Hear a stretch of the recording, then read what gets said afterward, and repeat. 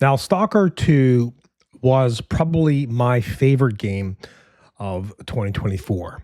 I thought the game was amazing. I think I put over maybe or close on to 200 hours into the game.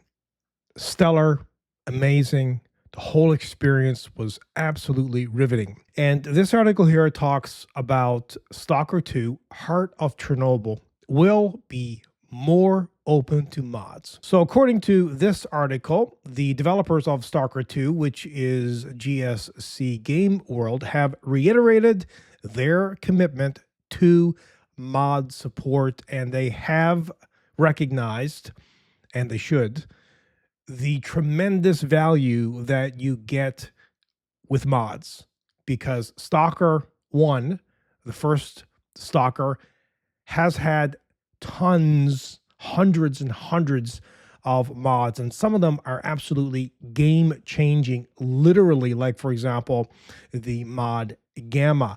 But the Stalker universe is incredible. It is a universe like I think no other. Especially, I found Stalker 2 to be so captivating. It pulled me in, and I was sad actually the game ended. Well, maybe a mod can fix, where you can have an open world, which you can jump into anytime you want to and survive for a few hours in the Stalker 2 universe, with maybe many other mods that would make the game completely riveting, and it really would engage people and also keep people playing Stalker 2 well into the future, not just for, the 100 plus hours it takes to finish the complete game, the campaign.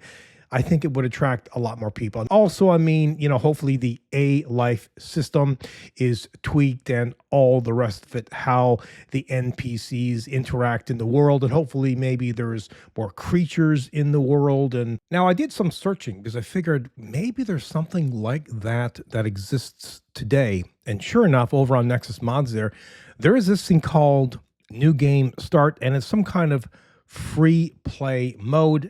I think it's basically an attempt, and it's in early stages, but this is good to see. It does seem that GSC Game World is very committed to the modding community, and rightfully so. It's a smart move, because if they play this right, it means that Stalker 2, like the original Stalker, will go down in history, and it will keep going forward, and people will continue to play the game, maybe a decade or even 2 or 3 decades from now. And this is really what the modding community does to games. Modders come up with ways of doing things that developers don't, and it really fills a void. Now, some people will say that mods are horrible. They're absolutely the worst thing you could do. The developers made the game in a certain way, and you're supposed to play it that way. Well, they have a point, I suppose, but some games are pretty darn bad without mods. So in that case, you could use them. Also, I use a program called Reshade, and that will tweak the visuals in a game.